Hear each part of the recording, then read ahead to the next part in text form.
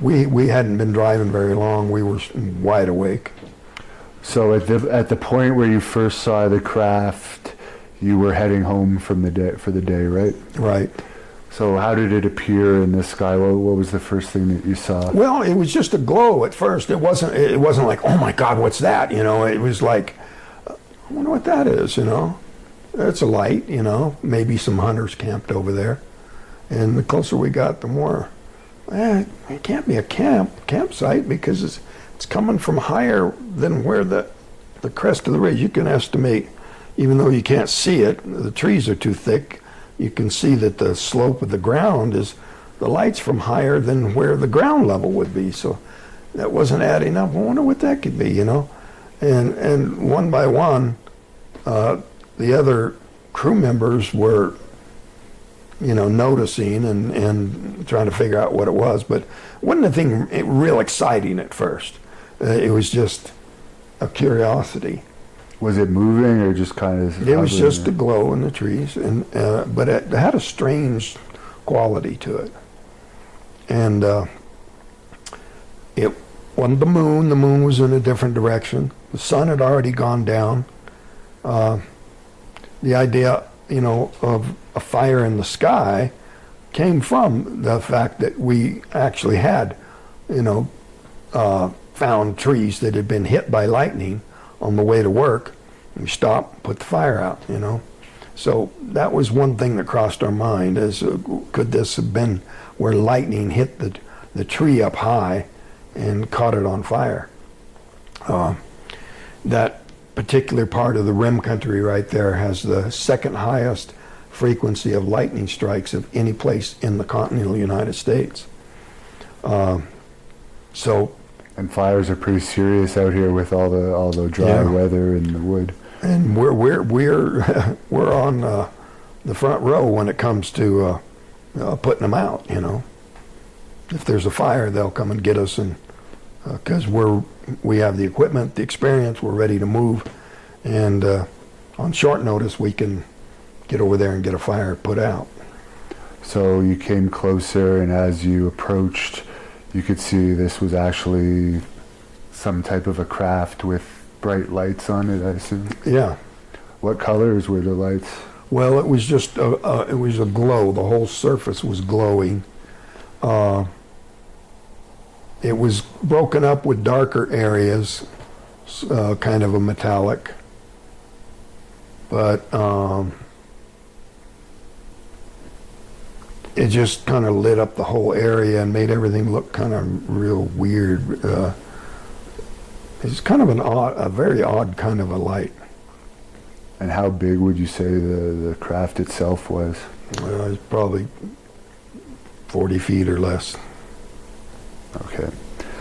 So I guess at some point, one of the members of the crew said that was a flying saucer? Yeah, just as soon as we had a clear view of it, the guy in the back yells out, "It's a flying saucer," or UFO, something like that. But I was already throwing open the door and jumping out, thinking it was going to take off before I got going very far. But it didn't take off. I guess you had an adrenaline rush seeing this thing. Yeah. And, you know, so they immediately started saying, "Get back in here," you know, telling me get away from there. But at that point, I didn't want to show that I was scared. So I kept going. But the more anxious they got, the slower I went. Till I got where, when I was looking up at about a 45-degree angle at it,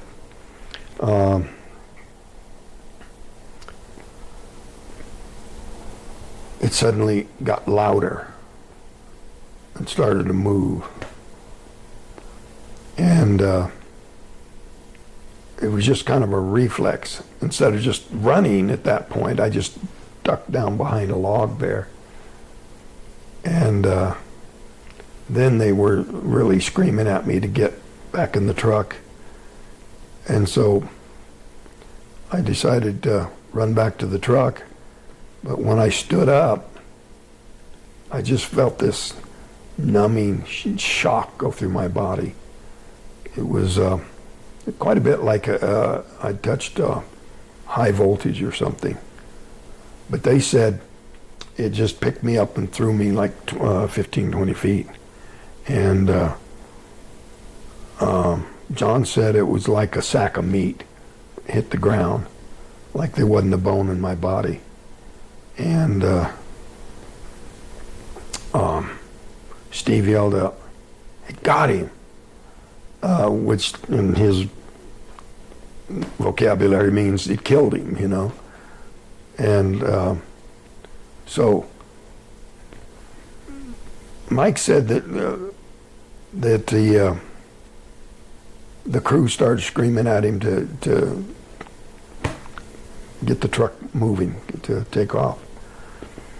And so he just did, you know, just revved up the motor and took off, he said, and went blasting down through the woods, driving way too fast for how rough the woods were. But it was that particular decision to take off at that point got those guys a lot of criticism. You know, people said, "Oh, gee, your coworkers weren't showing enough courage. They were, all they cared about was saving themselves, and they're just gonna leave you to your fate." But I don't see anything wrong with what they did, because they thought it killed me. And it really didn't make any sense to them to get anybody else killed to save a dead man, you know. So they took off. That impulse was probably the smartest thing to do. They said they went up, they spotted some deer hunters, and they went and tried to catch them. When they couldn't catch them, Mike said he pulled over and he said, "Look, we got to go back." And some of the guys said, "No, let's just go get help." And then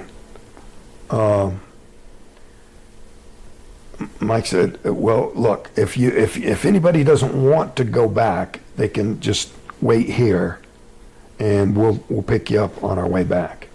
But nobody volunteered to get out of the truck and wait outside the truck in the dark. So they all went back together. Now in the movie, the hit was different too, right? When you were zapped, they didn't show that very well in the movie. Right, you know, it was a single blast that just literally threw me through the air.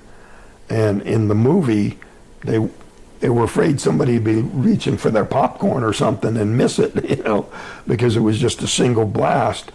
And that was just the way it was, you know. So they dragged it out. The light came on, held the actor there and then finally tossed him back. But it was just much more abrupt than that. So when they headed back, they saw the craft taking off towards the northeast. And so Kenny said he wasn't so scared that it would come back as what my body was going to look like. Was going to be all charred, you know, burned up, horribly blistered or burned holes in it or something like that. And so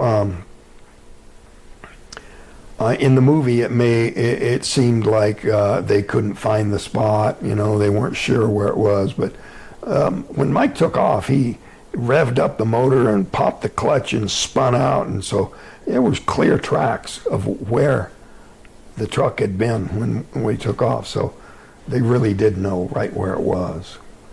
I see.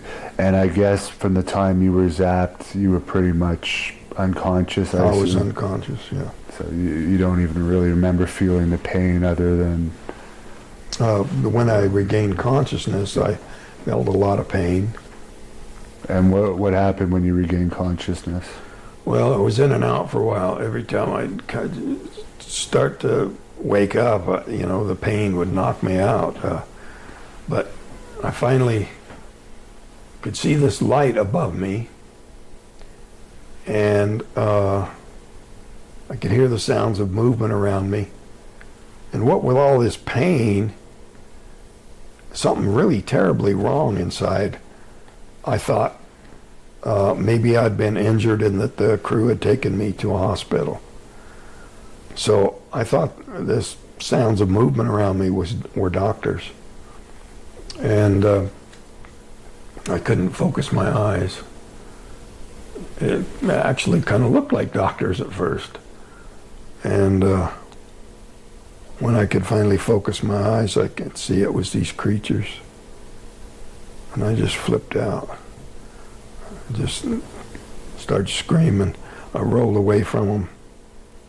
I don't know how. I felt like I could hardly move, but There was no membrane around you either. no like in the membrane, movie. That nothing was holding made me up. down. Just my physical weakness, like I just couldn't move. What about a tool? In the movie it shows a giant metallic type of tool. I did grab an object off of the table there and swung at them. I didn't actually hit them. They weren't close enough to hit. What did they look like? They were hairless, small, huge eyes, and they just kept staring at me. Did they look at all like the beings? I don't know if you've seen these wooden beings that... No, these local carvings are painted green, and they certainly weren't green. They were kind of a grayish white. But were they that... How tall were they about? they were only like 3 or 4 feet tall. Okay. And were they wearing clothes? Yes. Yeah, they were wearing orangish-brown coveralls. And when you took the tool and kind of got off the table, did they kind of scurry away, or what was Yeah, the reaction? that made them stop to where they... And then I was planning on fighting my way past them because the only door was on the other side of them.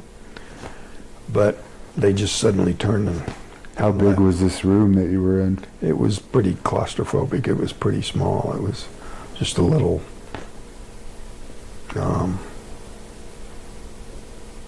circular. It was really cramped. And adding to that effect was the fact that I couldn't get enough air to breathe. Felt like I was continually starving for air. You were on a table. Was the table attached to the floor? Yes, it was just a single leg in the middle, holding it up, and nothing fancy, just... I talked to one a guy that said he was abducted, and he said it seemed like everything in the room was molded out of the same material. Was that similar in your story? Yeah, the table and the floor were kind of just one material, and everything was all like one material. So you say they scurried out of the door? Mm-hmm. And then what was your reaction from there? Well, I was afraid they'd come back. They had gone to the right, so I went to the left. And I was just blindly trying to find a way out. I just thought, if I can open a door, I can drop to the ground, I'll be back in the woods. That probably wasn't the case, but that's what I was thinking in my panic, that You think it's still hovering over the same area? Yeah. So what about in the movie it shows you anti-gravity floating? Nope. No anti-gravity. That was something that the Hollywood people just... Yeah, that was just threw in Hollywood there. embellishment.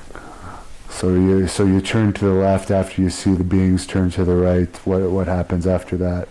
Well, I was trying to find a way out, so I saw a chair and some buttons, and I thought maybe some of these could open some of those doors, but they didn't. And just trying to find a way to get some of these doors to open. And then a man came in. And he looked to be a human being to me. At the time, I took him to be a human. It was there to rescue me from these monsters, you know. How was the human dressed, or the human-like being? Just blue coveralls. Facial features of a man. Yeah, the facial features of a man. And Hair? yeah, kind of longish hair. Not, no insignia, no like rank or military indicators. I see. And what happened from there? Well, I was looking for a way out, so when he wanted me to go with him, and assuming that he was there to rescue me, I went with him. Okay.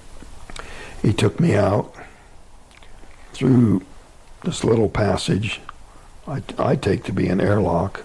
The quality of the air was much different on the outside. Much easier to breathe and much cooler. But he was really in a hurry, moving me pretty quickly. So the air was thinner, I guess, in the first section you were in? Mm-hmm. Okay. Yeah, that feeling of suffocation, which just fed that panic feeling.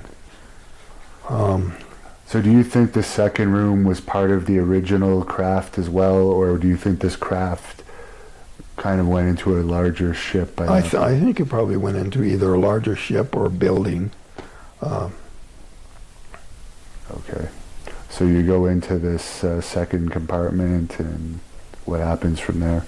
Well, he was hurrying me along, and so I had to pay pretty close attention just to keep from stumbling. I was still pretty weak. He's not talking to you, right? No, and I kept continually questioning him, but at first I wasn't too alarmed by that, you know.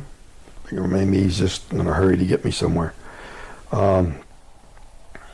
Took me. Was there anything covering his head or anything? Yeah, there was a helmet over his head, and made me think, well, either the air in there wasn't appropriate for him, or it had something to do with how combative I was, you know, that maybe it was just for protection. But for whatever reason, he was wearing a helmet and nobody else was. What was his outfit like compared to the other beings? It just looked like a spacesuit, or? Yeah, just a blue coverall. Okay. Blue coverall, and the helmet is like a clear helmet? Yeah. Okay. Maybe fogged up or frosted on the backside.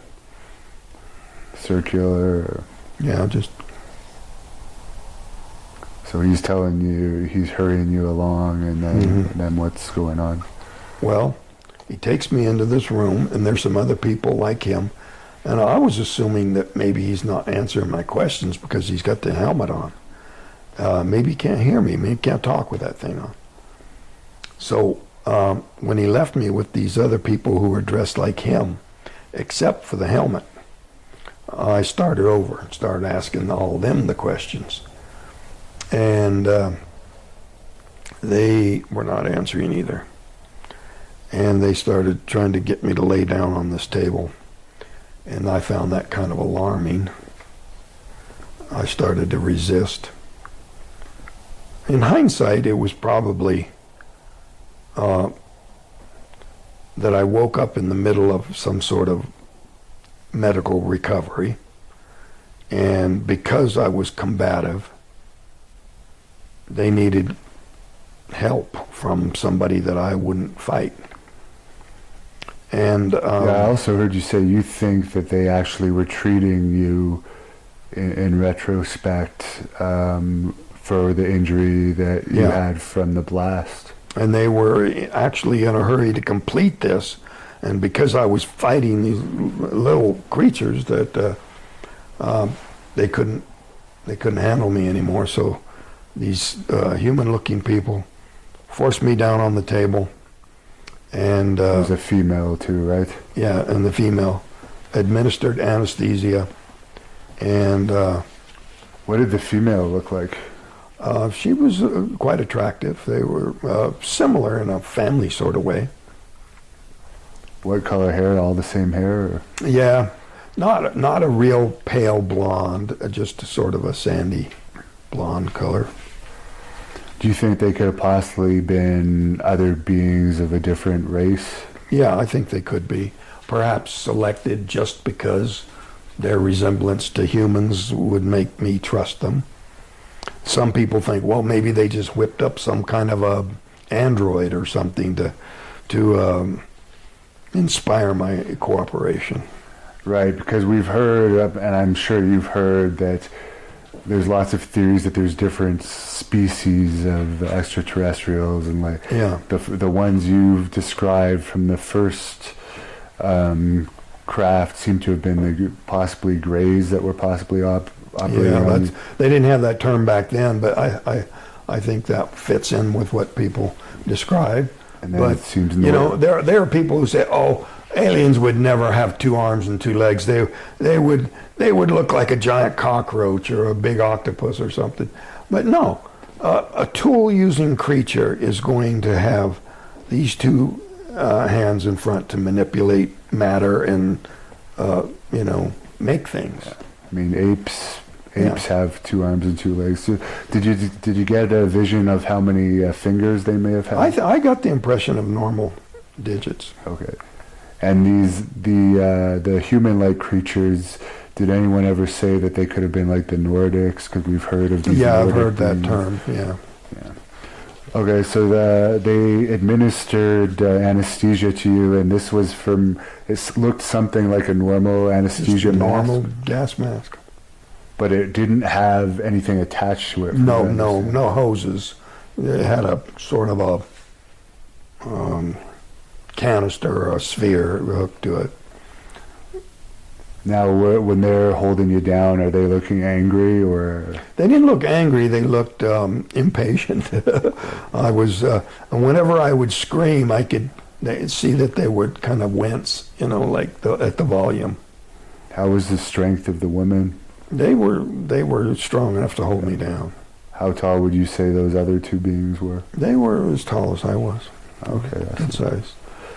And the next thing you remember, I guess, is waking up from that anesthesia? Yeah. And I could feel the cold air coming into my clothes. And there was a light above me, and I looked to see where the light was coming from, but it went off just as I looked. But I could still see this shiny hull there hovering above the highway before it went up. What's your state of mind at this point? Is it relief? Is it? Oh, it was definitely relief. Even in spite of the fact that it was dark and nighttime, I could still recognize this stretch of road, and I felt like I was free. The woods were a familiar environment to me, and I just ran down into the town. How far is that from here, approximately, where you were dropped off? Oh, that was probably about 6 miles up the road here. You know where you are, and you know that there's phone booths close by. Actually, it was a gas station. Okay. It was an Exxon station. And now it's not, right? And now it's Okay, not. Now it's that's a restaurant, Casa Ramos Mexican restaurant. But you can tell it used to be a service station way back in the... Oh, we passed that Mexican restaurant. Yeah. That's interesting. And, you see the phone booths there with the statues. And those are the very phone booths that I called from that night. Very interesting. How is the food there? It's good. I've eaten there. I see. So you get on the phone, and I guess in those days you didn't have any money. No. I went into the first phone, and it was out of order. I went into the middle one, and it worked. But what time was this? Any idea? it's probably in just the middle of the night. And in your mind, it's the same day. Yeah, I thought it was the same day.